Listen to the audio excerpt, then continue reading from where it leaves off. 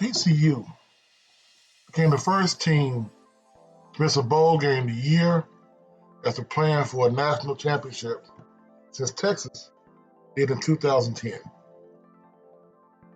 They opened up the year by putting respect on Coach Prime's name. For the year, they won just 4 games, and you're coming off of a title game appearance. Starting in 1896, known as the Ram Male-Female College, TCU football is one of the oldest playing programs in the state. Decorated history with legendary names such as Sammy Baugh, Bob Lilly, Dave O'Brien, Damian Tomlinson, to show forth. They joined the Southwest Conference in 1923, catching 9 titles in their tenure under Coach Dutch Meyer, Abe Martin, and Pat Sullivan in 94. Head coach Dennis Franchione, along with premier running back Damian Tomlinson, ushered in a new era in the early 2000s before handing the keys over to Gary Patterson, who steered the program to new heights, including the Rose Bowl, Big 12 title in 2014 with his patented 4-2-5 defense, utilizing undersized but over-speedy defenders.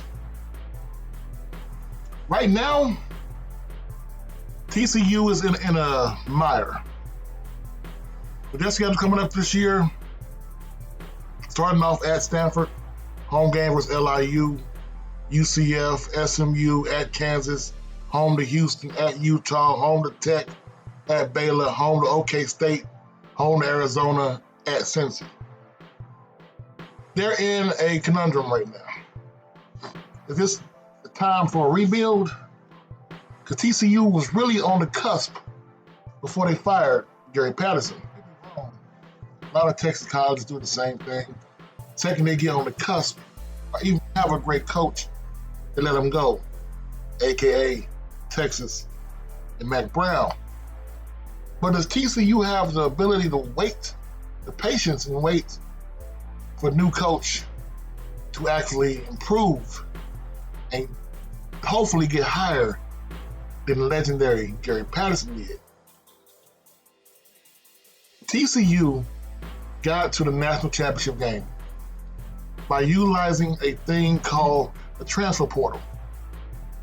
And to this day, no team who has ever won the transfer portal battle has won a title.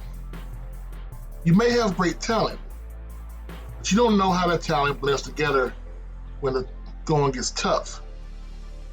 TCU went from winning the transfer portal to back to their old roots of recruiting Texas. They still have transfers in there, yes, but it's not as heavily involved as it was in year one. When you try to automatically flip a school, flip a roster by firing everybody who's already there, letting them walk out the door, you're letting leaders walk out and hoping those transfers coming in who have talent, but the transfers for a reason, hoping that they can become the leaders of your locker room. Well, now it's time.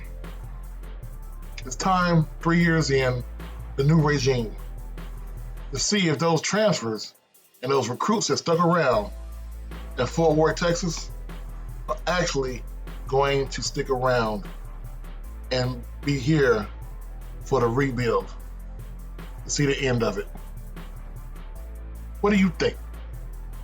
Is TCU just trying to build too early? Because we know no school who has won the transfer portal battle has won a title. You can get to the game, but everyone that's gotten to the game has gotten blown out at that game.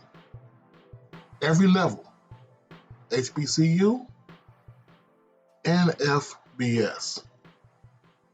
It's Coach Simmons. Find it out in the comments. I'm out.